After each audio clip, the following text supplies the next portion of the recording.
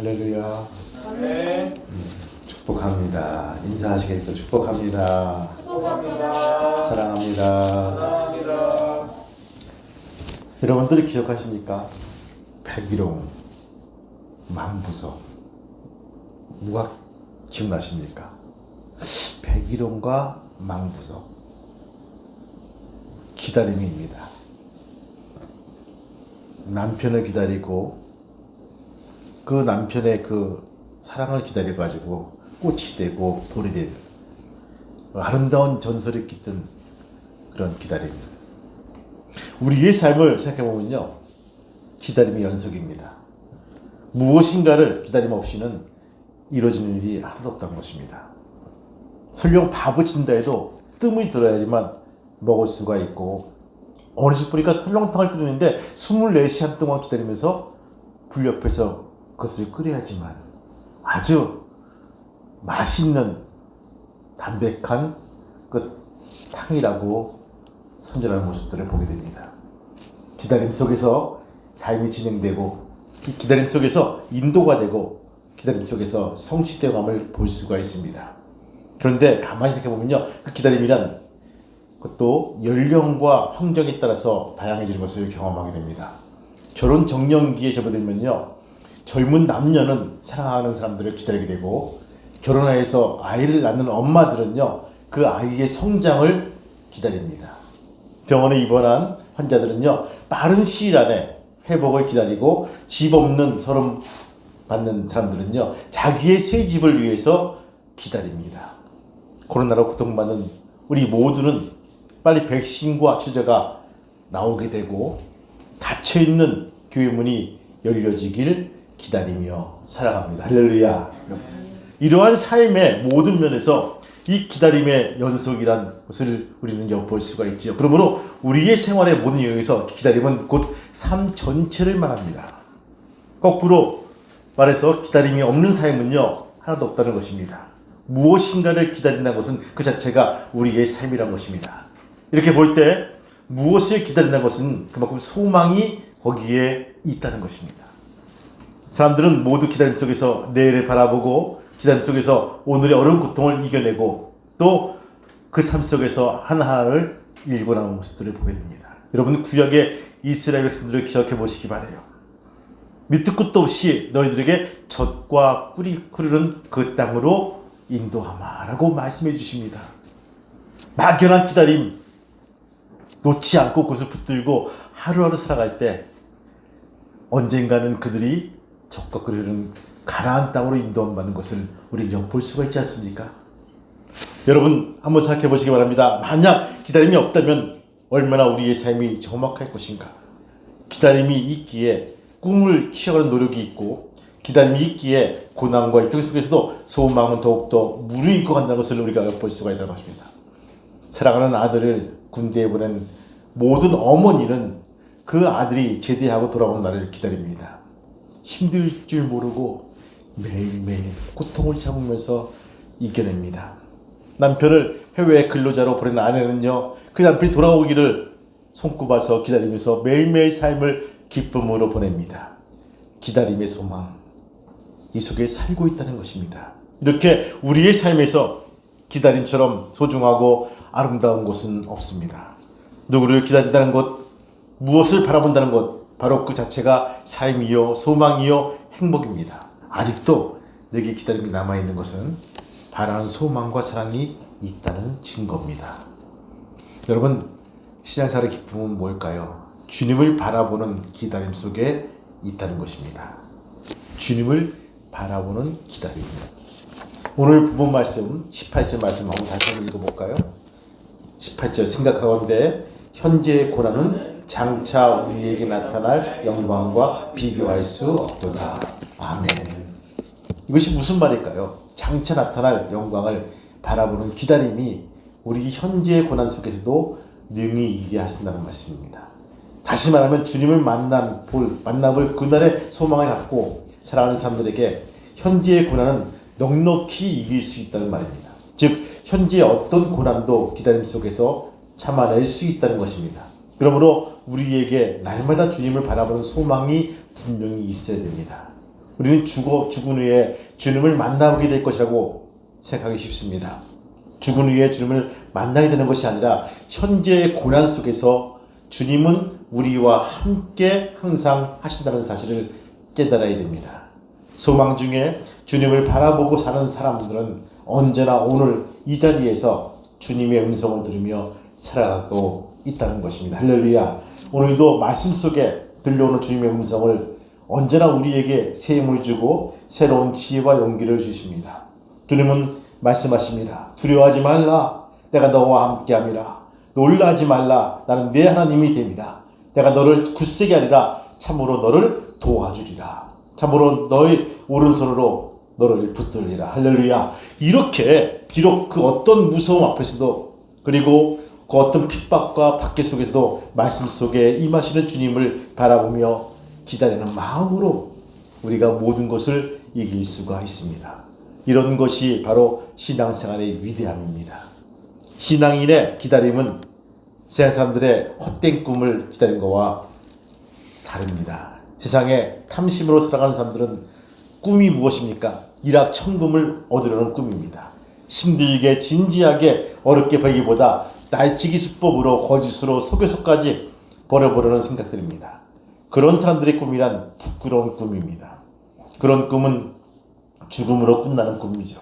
그러기에 우리의 소망은 죽은 소망이 아니라 산 소망입니다. 장차 우리에게 나타날 영광을 바라보며 기다림의 소망입니다. 그러기에 우리의 기다림은 확실하게 보장된 기다림입니다.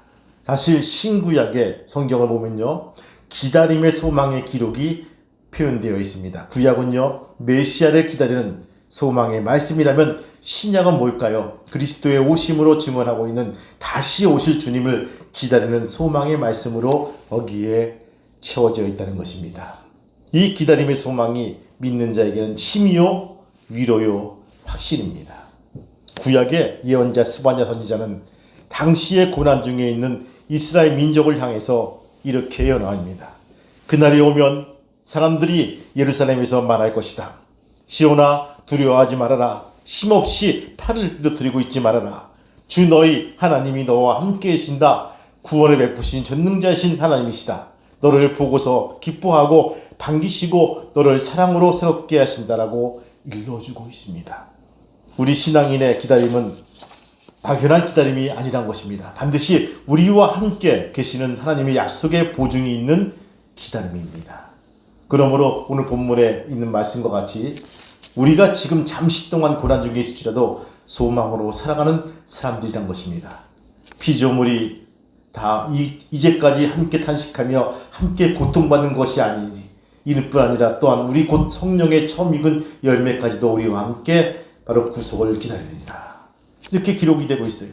우리가 지금 고난 중에 있을지라도 하나님의 나라의 기업을 이어받을 존재라는 그 소망 중에 살고 있다는 것입니다.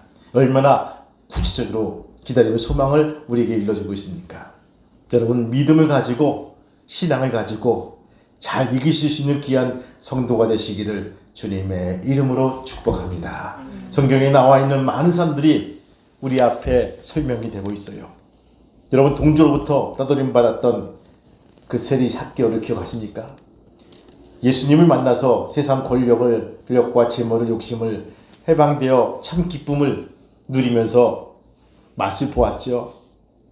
고기 잡던 그 어부 베드로가 예수를 만난 후에 사람을 낚는 어부가 되었죠.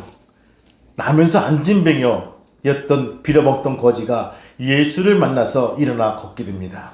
새로운 삶을 살게 됩니다.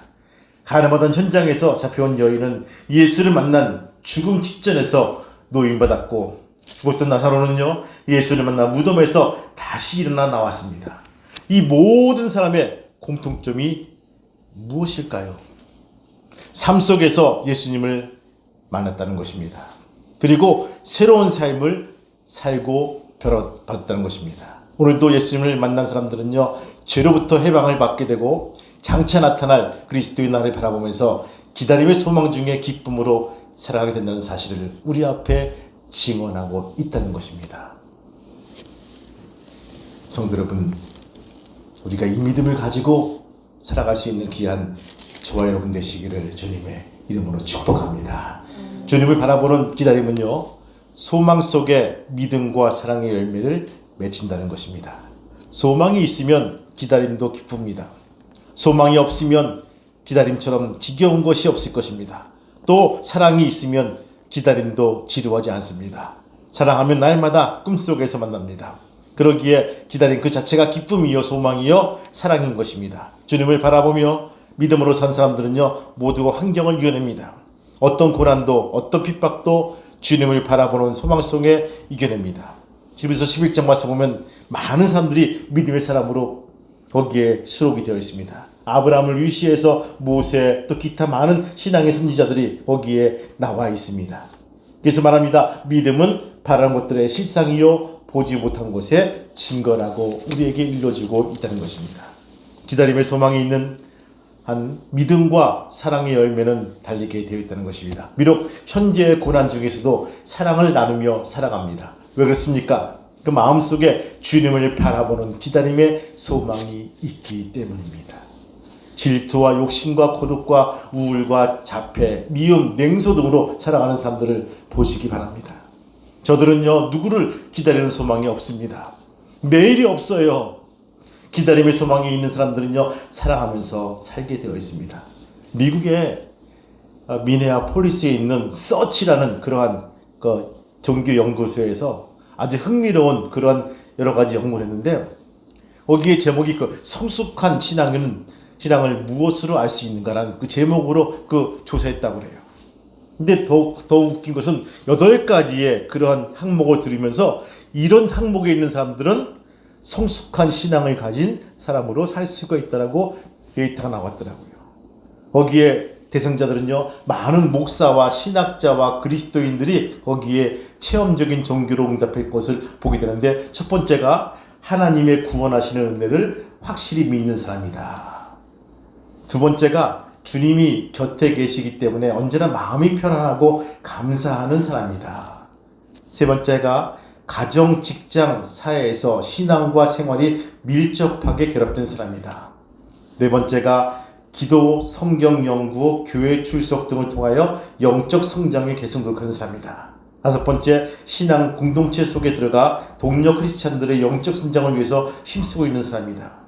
여섯 번째가 인종, 남녀, 계급을 초월하여 이웃과 복지와 행복에 대해서 책임 의식을 가지고 노력하는 사람이다. 일곱 번째가 사회 정의를 위해서 사명을 느끼고 노력하는 사람이다. 아주 여덟 번째가 사랑으로 인간을 섬기는 것을 삶의 목적으로 여기는 사람. 이렇게 8가지를 지적하고 있습니다. 위 내용을 가만히 살펴보면요 8가지 내용 중에 5가지가 모두 이웃과의 관계입니다. 즉 사랑의 실천에 관계된 것을 보게 됩니다. 이렇게 볼 때 성숙한 신앙인은 어떤 사람인가? 주님의 사랑을 체험한 사람으로 그 사랑을 다시 이웃에게 나누면서 살아가는 사람이 바로 그런 사람이라고 우리에게 일러주고 있습니다. 그래서 삭개오는요 주님을 바로 영접한 후에 자신의 재물을 절반을 사회에다 환원하고, 그리고 또 네게 억울하게 탈취한 것이 있으면 내가 4배나 갚아주겠습니다라고 고백을 합니다. 이것이 성숙한 신앙의 모습이란 것입니다. 사람은 고난과 함께 살아가는 존재입니다. 사람마다 각각 처한 상황과 모습이 다르지만 주어진 환경에 따라서 누구에게나 고난을 항상 따르기 마련입니다. 사람이 어려운 일을 당하면 그것에 대한 반응이 거기에 일어납니다. 성 어거스틴은 우리에게 일러줍니다. 고통은 누구나 동일하게 당하는 것이지만 고통을 당하는 사람은 다르다. 참 마지막 같지 않습니까? 다시 한번 어거스틴 말. 고통은 누구나 동일하게 당하는 것이지만 고통을 당하는 사람은 다르다. 무슨 말일까요? 즉 고통은 누구에게 다 있을 수 있지만 그러나 그 고통을 당하는 사람의 자세는 다르단 말이에요. 고통을 받는 자세가 다르다는 부분들이에요. 우리 하나님을 믿는 신앙인이라면 고통 중에서도 마음가짐이 달라야 할 것입니다. 이 고난이 어떤 이유에서인지, 이 고난 속에 하나님의 뜻이 무엇인지, 이 고난을 어떻게 극복할 것인가 등을 생각하면서 기다려야 할 것입니다. 성경의 인물들 예레미야, 다윗, 바울 등을 보면요, 바로 신앙의 인물들이 면면에 보면 모두 참고 인내하고 기다림으로 승리한 사람들입니다. 오늘 하나님 말씀 속에 생각하건대 형제의 고난은 장차 우리에게 나타날 영광과 좋게 비교할 수가 없도다. 그러면서 만일 우리가 보지 못하는 것을 바라면 참음으로 기다리지니라. 바로 오늘 이 말씀이 우리에게 깊은 교훈을 주는 말씀입니다. 우리 신앙의 사람들, 현재의 고난 중에서도 쉽게 절망하거나 도망치거나 포기하거나 원망할 것이 아니라 참음으로 기다리라는 말씀입니다. 원망 중에 참고 기다리는 것이 아니라 소망 중에 참고 기다리라는 것입니다. 분명히 하나님은 우리와 함께 하시고 우리를 버리지 않으시고 우리의 믿음을 가지고 이끌어 가신다는 놀라운 믿음을 가지고 오늘도 승리할 수 있는 귀한 믿음의 성도가 되시기를 주님의 이름으로 축복합니다. 코로나가 거의 8개월 이상 우리의 삶을 지배합니다. 어려운 삶으로 살아가고 있습니다. 기다립니다. 소망합니다. 기대합니다. 우리가 잃지 말아야 될 것은 뭡니까? 우리의 소망과 우리의 믿음입니다. 이 믿음을 가지고 이 소망 가지고 기다리며 승리할 수 있는 귀한 우리 모두가 되시기를 주님의 이름으로 축복합니다. 아멘. 기도하겠습니다. 하나님 아버지 감사합니다. 오늘 기다림의 소망을 가지고 말씀을 나누었습니다. 아버지 너무 힘듭니다. 기다리는 것이 너무 힘들고 연습되지 않은 그런 기다림 속에서 내가 무엇을 하는 것인지 막막해질 때가 있습니다. 오늘 말씀 속에서 우리가 키워드를 찾게 도와주시고 주님을 바라보게 도와주시고 소망을 품게 도와주시고 승리해 나갈 때 주님과 함께 승리해 나가는 귀한 믿음의 성도가 될 수 있도록 축복하여 주옵소서. 주님께 감사드리며 이 모든 말씀 예수 이름 받들어 감사하며 기도하옵나이다. 아멘.